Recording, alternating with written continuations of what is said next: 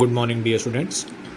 हम लोग issue of shares chapter में फॉरफीचर और रीइशू टॉपिक डिस्कस कर रहे थे और ओवर सब्सक्रिप्शन टॉपिक हम लोग पहले भी कर चुके हैं और ओवर सब्सक्रिप्शन का मीनिंग भी हमने डिस्कस किया था कि जब जितने शेयर्स कंपनी इशू कर रही है उससे ज़्यादा की एप्लीकेशंस कंपनी के पास आ जाती हैं तो उसको ओवर सब्सक्रिप्शन केस हम लोग कहते हैं।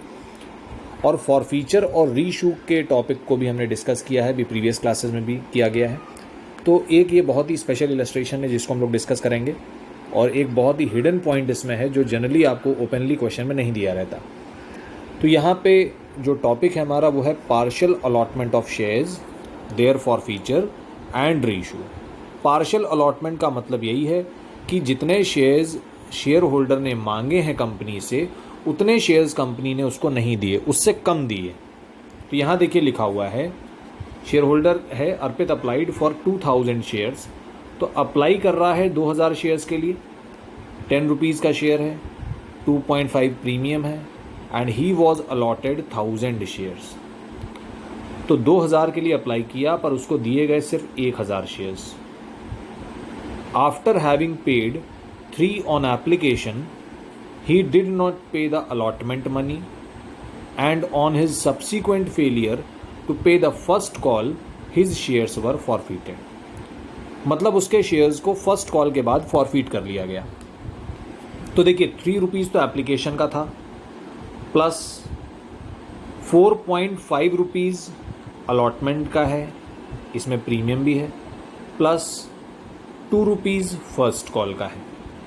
तो अगर इसको हम टोटल करें तो ये होता है 9 रुपीज़ 50 पैसा, 9.5, और टोटल हमको लेना है 12.5, 10 रुपीज़ शेयर्स का और 2.5 प्रीमियम का। तो 12.5 में 9.5 कंपनी मांग चुकी है। तो मतलब जो लास्ट कॉल है 3 रुपये की वो अभी तक नहीं मांगा गया। 3 रुपये की नहीं, वो तो 3 रुपये की हो जाएगी वो। तो 3 रुपीज़ का जो लास्ट कॉल है उससे हमको कोई मतलब नहीं है अभी, क्योंकि वो पैसा मांगा ही नहीं गया है। तो अब देखिए शेयर होल्डर ने ये अमाउंट पे कर दिया, एप्लीकेशन का तो सभी लोग दे देते हैं। अलॉटमेंट और फर्स्ट कॉल उसने नहीं दिया। अलॉटमेंट नहीं दिया तो मतलब उसने प्रीमियम भी नहीं दिया, क्योंकि अलॉटमेंट पे 2 अमाउंट लिए जा रहे हैं। 2.5 तो प्रीमियम का होगा, इसका मतलब 2 रुपीज़ शेयर्स का होगा। तो कंपनी ने शेयर होल्डर से टोटल पैसा कितना मांगा अभी तक, 9.5 रुपीज़, जिसमें से 2.5 प्रीमियम का है और बचा हुआ अमाउंट जो 7 रुपीज़ है वो शेयर्स का है। तो 7 रुपीज़ कैसे आ रहा है ये देखिए लिखा हुआ है, 3 रुपीज़ एप्लीकेशन, 2 रुपीज़ अलॉटमेंट और 2 रुपीज़ फर्स्ट कॉल। ये शेयर्स का हो गया और ये प्रीमियम का हो गया। तो शेयर्स का कितना हुआ, 3 + 2 5 + 2 7। तो 7 रुपीज़ शेयर्स का मांगा गया और 2.5 रुपीज़ प्रीमियम का मांगा गया। फॉरफीचर की एंट्री हम ऑलरेडी डिस्कस कर चुके हैं। एंट्री देखिए यहाँ पे लिखी हुई है, ये रही entry. Share capital debit, premium debit, 2 calls in arrear, 2 share forfeiture. और हमने डिस्कस किया था कि प्रीमियम को हम तभी डेबिट करेंगे जब प्रीमियम का पैसा ना रिसीव हुआ हो।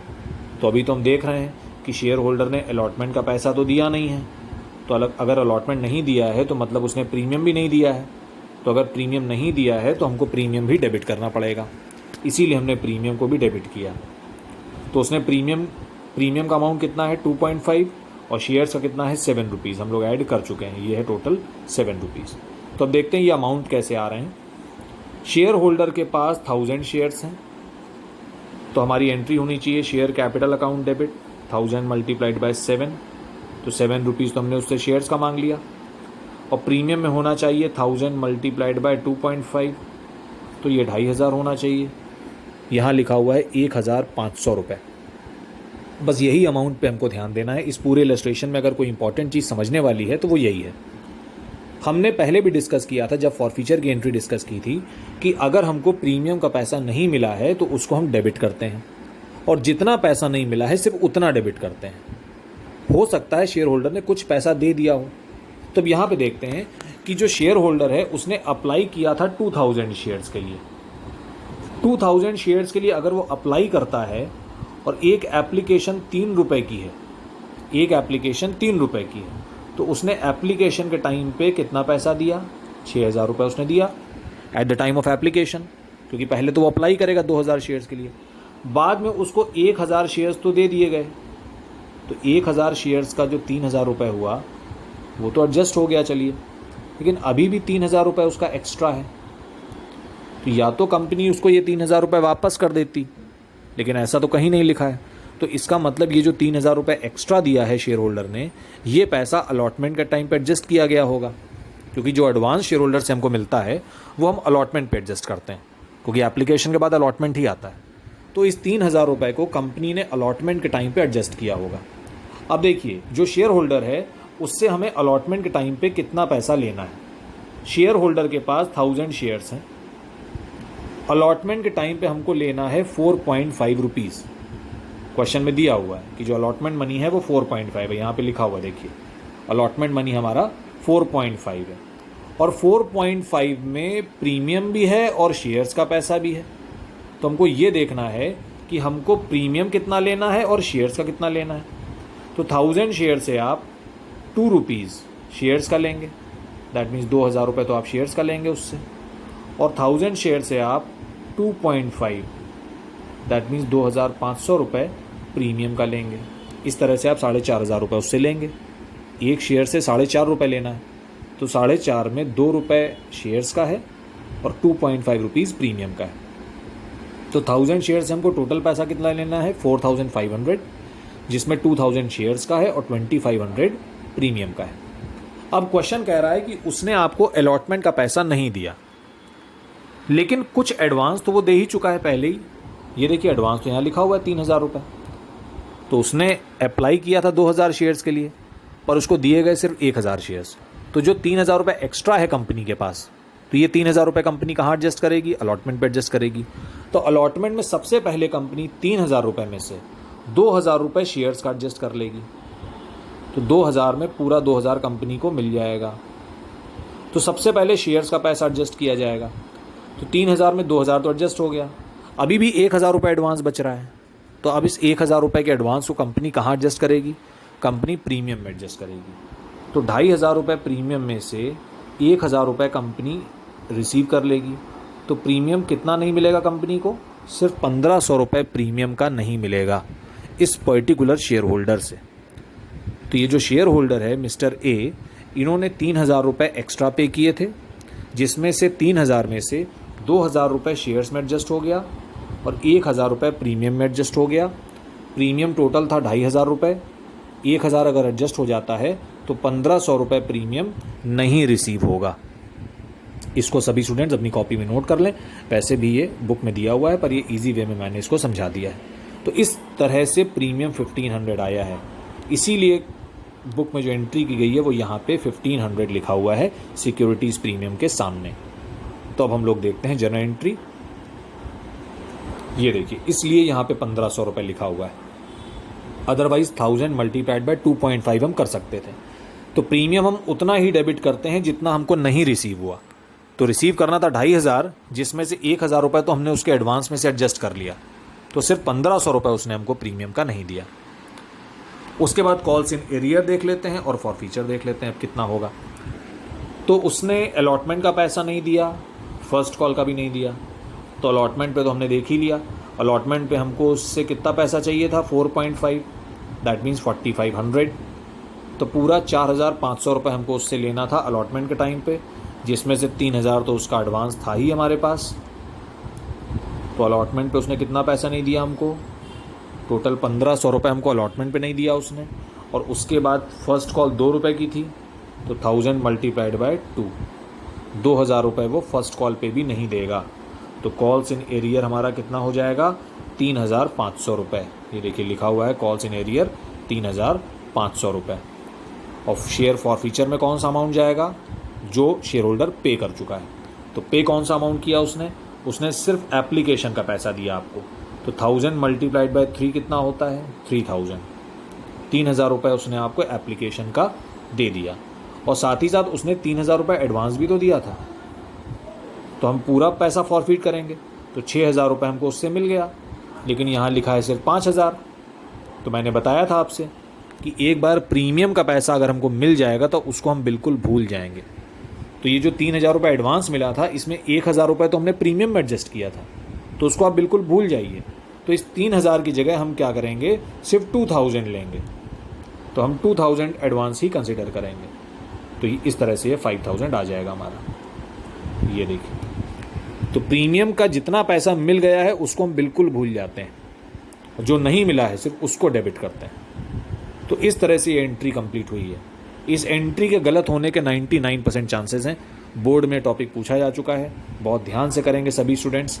यही इलस्ट्रेशन मैं ऑनलाइन क्लास में भी पढ़ाना चाह रहा था, पर टाइम कम था, इसलिए मैंने इसको वीडियो फॉर्म में बनाया है। तो इस इलस्ट्रेशन को, फर्स्ट एंट्री को आई होप सभी बच्चे समझ गए होंगे। उसके बाद 1000 शेयर्स को हमने फॉरफिट किया, उसके बाद इनको री इशू किया। लिखा हुआ है दीज शेयर्स वर री इशूड एट 8 पर शेयर फुल्ली पेड अप। तो री इशू की एंट्री हमारी सिंपल होती है, bank debit, share forfeiture debit to share capital. तो शेयर फॉरफीचर को हम तभी डेबिट करेंगे जब हमारा कुछ लॉस हो रहा होगा। तो अभी हम 10 रुपये के शेयर को 8 रुपये में इशू कर रहे हैं, तो 2 रुपये का लॉस हो रहा है। तो इसलिए 1000 मल्टीप्लाइड बाय 8, 8,000, 1000 मल्टीप्लाइड बाय 2, 2,000, और मल्टीप्लाइड बाय 10, 10,000। तो टोटल 1,000 शेयर्स पे प्रॉफिट कितना हुआ था, 5,000, और उन्हीं 1,000 शेयर्स पे लॉस कितना हुआ, 2,000। तो जो फाइनल प्रॉफिट हमारा 3,000 का हुआ, उसको हम ट्रांसफ़र कर देते हैं कैपिटल रिजर्व में। तो share forfeiture account debit to capital reserve, इस तरह से हमारी थर्ड एंट्री भी हो जाएगी। तो इसमें मेन हमारी जो फर्स्ट एंट्री है वो हाईली इंपॉर्टेंट है। तो अगर किसी को नहीं समझ में आया है, दोबारा से वीडियो को रिवाइंड करके उस पूरे एक्सप्लेनेशन को दोबारा सुन लें, और बुक में आपके ये इलस्ट्रेशन के नीचे वर्किंग नोट भी दिया हुआ है, उसको भी एक बार आप देख सकते हैं। तो जिस तरह से मैंने समझाया है ईजी वे में, आई होप अब जो बुक में लिखा हुआ है वो भी आपकी समझ में आ जाएगा। आगे देखते हैं, फॉरफीचर टॉपिक का एक और इलस्ट्रेशन हम लोग कर लेते हैं। नेक्स्ट है हमारा इलस्ट्रेशन 52, और ये जो अभी प्रीवियस इलस्ट्रेशन हमने किया है 51, ये देखिए उसका पूरा वर्किंग नोट यहाँ पे है, प्रीवियस पेज से यहाँ तक पूरा दिया हुआ है। सभी स्टूडेंट्स इस वर्किंग नोट को भी एक बार पढ़ लेंगे, अच्छे से समझ में आ जाएगा। अब इलस्ट्रेशन 52 हम लोग देखते हैं। इन सारे टॉपिक्स को हम लोग कर चुके हैं। अब हम लोग री इशू करेंगे उन्हीं शेयर्स को जिनको हमने प्रीमियम पे ओरिजिनली इशू किया था। Fortis limited forfeited 500 shares, 100 each, issued at 10% premium, on which allotment money of 30 including premium and first call of 30 were not received. Second and final call was not yet called. तो अभी just जो ये previous illustration हमने किया है वो भी बिल्कुल ऐसा ही था। तो पहली बात तो हम शेयर को प्रीमियम पे इशू कर रहे हैं, तो 100 के शेयर को 10 रुपीज़ के प्रीमियम पे इशू किया जा रहा है, दैट मीन्स 110 पे। कितने शेयर्स फॉरफिट हो रहे हैं, 500 शेयर्स। क्यों फॉरफिट हो रहे हैं, क्योंकि उन्होंने एप्लीकेशन के बाद पैसा ही नहीं दिया, अलॉटमेंट भी नहीं दिया, फर्स्ट कॉल भी नहीं दिया, सेकंड कॉल तो अभी की नहीं गई है। तो अब हम लोग देखते हैं कि पहली बात कॉल्स इन एरियर कितना है और रिसीव कितना हुआ। देखिए यहाँ पे लिखा हुआ है अलॉटमेंट ऑफ 30 नॉट रिसीव्ड, तो 30 रुपीज़ तो अलॉटमेंट का हो गया। 30 का मतलब हो गया कि इसमें 20 रुपीज़ शेयर का है और 10 रुपीज़ प्रीमियम का है। उसके बाद 30 रुपीज़ फर्स्ट कॉल का भी है, और जो सेकंड कॉल है लास्ट वाली वो तो अभी तक मांगी ही नहीं गई। तो सेकंड कॉल कितने रुपए की है, वैसे 20 रुपए की है। तो हमको शेयर का अमाउंट निकालना है कि शेयर का पैसा कितना है। तो देखिए ये भी शेयर का है, ये भी शेयर का है, और ये 20 रुपये शेयर का है, क्योंकि ये 10 रुपये तो प्रीमियम का, इससे हमको मतलब नहीं। तो 20 + 30 + 20 कितना हो गया, 70 रुपीज़ कंपनी का अभी तक हो गया। तो इसका मतलब 100 में 70 ये हो गया, तो 30 रुपीज़ एप्लीकेशन का रहा होगा, टोटल 100 हो जाएगा। तो ये 30 ऐड कर लेंगे साथ में, तो 30 + 20 + 30 + 20, 100 रुपये पूरा शेयर्स का हमारा इस तरीके से हो जाता है। तो इसका मतलब एप्लीकेशन मनी हमारी 30 रुपीज़ रही होगी। तो इस तरह से 100 हो गया, और ये 10 रुपीज़ प्रीमियम का हो गया, तो 110 पूरा हो गया हमारा। 100 के शेयर को हमने 110 रुपये में इशू किया है। तो उसमें से शेयर होल्डर ने पे क्या किया अभी तक, ये भी हम लोग देख लेते हैं। शेयर होल्डर ने सिर्फ एप्लीकेशन पे किया है, अलॉटमेंट पे नहीं किया, फर्स्ट कॉल पे नहीं किया, और ये तो कॉल कंपनी ने ही नहीं मांगी अभी तक, तो इससे हमको मतलब ही नहीं है। तो अब हम देखेंगे कॉल्ड अप, पेड अप, सब इसी से आ जाएगा अब हमारा। कॉल्ड अप अमाउंट कितना है? 30 + 20 + 30। शेयर्स का कितना पैसा मांगा अभी तक? 80 रुपीज़ कंपनी ने शेयर्स का मांगा और 10 रुपीज़ कंपनी ने प्रीमियम का मांगा। तो ये देखिए entry, share capital account debit 500 × 80 कैसे आता है? Number of shares multiplied by called up amount. तो called up amount is only 80 rupees. और प्रीमियम का कितना पैसा है? 500 × 10। तो प्रीमियम का पैसा अगर शेयर होल्डर नहीं देता है तो उसको भी हम डेबिट करते हैं, ये हमने अभी फिर डिस्कस किया था। तो ये भी हो गया। उसके बाद शेयर होल्डर ने कौन सा अमाउंट पे किया था? सिर्फ और सिर्फ एप्लीकेशन 30 रुपीज़ का, तो उसी को तो आप फॉरफिट करेंगे। ये देखिए 500 × 30। और कौन सा पैसा उसने नहीं पे किया था? उसने अलॉटमेंट का पैसा और फर्स्ट कॉल का पैसा 30 + 30 60 रुपीज़ का पेमेंट नहीं किया। तो 60 × 500 30,000 आ जाता है। बहुत ही सिंपल एंट्री है। तो इस तरह से हमने शेयर्स को फॉरफिट कर लिया। तो फॉरफीचर की एंट्री तो कॉमन हो जाएगी, एक ही बार करना है आपको। तो इस तरह से फॉरफीचर हो गया हमारा। उसके बाद हम शेयर्स को रीइशू कर रहे हैं। 200 शेयर्स को रीइशू किया जा रहा है हर बार। 4 केसेस हैं यहाँ पे। हर बार आप 200 शेयर्स को रीइशू करेंगे, 80 के हिसाब से इशू करेंगे और 90 रुपीज़ लेंगे। देखिए अब यहाँ पे इशू प्राइस सिर्फ चेंज होगा बार बार, थोड़ा बहुत चेंज उन्होंने इशू प्राइस में किया है बस। तो देखिए पहली बार क्या हो रहा है, पहली बार हम लोग 200 शेयर्स को इशू कर रहे हैं, 80 पेड अप फॉर 90। तो देखिए अभी तक जो शेयर की वैल्यू है वो 80 ही है, क्योंकि अभी जो आपने शेयर को फॉरफिट किया है तो आपने 80 रुपीज़ की वैल्यू पे फॉरफिट किया है। तो अब जब आप इसको रीइशू करेंगे तो या तो आप 80 की वैल्यू पे ही इशू करें या फुल्ली पेड अप इशू कर दें, 100 रुपये पे इशू कर दें। तो क्वेश्चन बताएगा उसी तरह से हमको करना है। तो 80 की वैल्यू का शेयर हम 90 में इशू कर रहे हैं, तो इसका मतलब प्रीमियम पे इशू कर रहे हैं। तो ये देखिए bank debit, share capital debit, 2 securities premium. तो शेयर कैपिटल में आपका जो शेयर है उसकी वैल्यू अभी 80 रुपये ही है, लेकिन आपने इशू किया 90 में, तो 10 रुपीज़ का प्रीमियम हो गया। और प्रीमियम हमेशा क्रेडिट होता है, तो सिक्योरिटीज़ प्रीमियम रिजर्व हमारा क्रेडिट हो गया। तो इस तरह से हमारी एंट्री बन गई रीइशू की। और थर्ड एंट्री मैंने बताया था कि थर्ड एंट्री में हमेशा हम लोग री इशूड शेयर्स का प्रॉफिट ट्रांसफ़र करते हैं। री इशूड शेयर्स का, फॉरफिटेड का नहीं। फॉरफिटेड तो हमारे 500 शेयर्स हैं, लेकिन हमने री इशू किए हैं सिर्फ 200। तो 200 शेयर्स पे आपको कितना प्रॉफिट हुआ, तो ये देख लेते हैं हम लोग। देखिए जब हमने 500 शेयर्स को फॉरफिट किया था तो 15,000 रुपये फॉरफिट हुआ था, मतलब एक शेयर पे 30 रुपये फॉरफिट हुआ, यहाँ पे लिखा भी है। तो 200 शेयर्स पे कितना फॉरफिट हुआ होगा? 6,000। और जब इन्हीं 200 शेयर्स को आपने रीइशू किया तो रीइशू के टाइम पे लॉस तो कुछ भी नहीं हुआ, बल्कि प्रॉफिट हुआ था। तो लॉस को माइनस करते हैं, प्रॉफिट को ऐड नहीं करते। तो लॉस तो हुआ नहीं है कोई, तो 6,000 में से अगर 0 माइनस किया जाए तो 6,000 ही आ जाएगा। तो एंट्री हमारी हो जाएगी share forfeiture debit to capital reserve 6,000। तो 200 शेयर्स पे हमने 6,000 रुपीज़ फॉरफिट किया है। इसको अब सभी स्टूडेंट ध्यान रखेंगे, क्योंकि हर बार हम 200 शेयर्स ही रीइशू कर रहे हैं। सेकेंड केस कह रहा है 200 शेयर्स री इशूड एट 80 फॉर 80, मतलब 80 का शेयर आप 80 में ही इशू कर रहे हो, तो फिर से कोई लॉस नहीं होगा, सिंपल एंट्री हो जाएगी बिल्कुल। ये देखिए bank debit to share capital. तो यहाँ पे प्रीमियम था, यहाँ पे कुछ नहीं है, ना प्रीमियम है ना लॉस है, तो 16,000 रुपये मिल गया हमको। और अभी हमारा फिर कोई लॉस नहीं हुआ।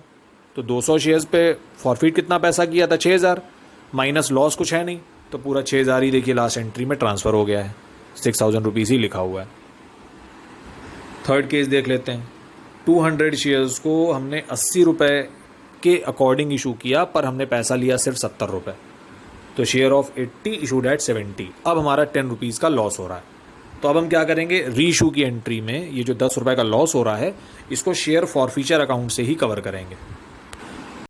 तो ये देखिए एंट्री हमारी हो गई bank account debit, forfeiture account debit to share capital.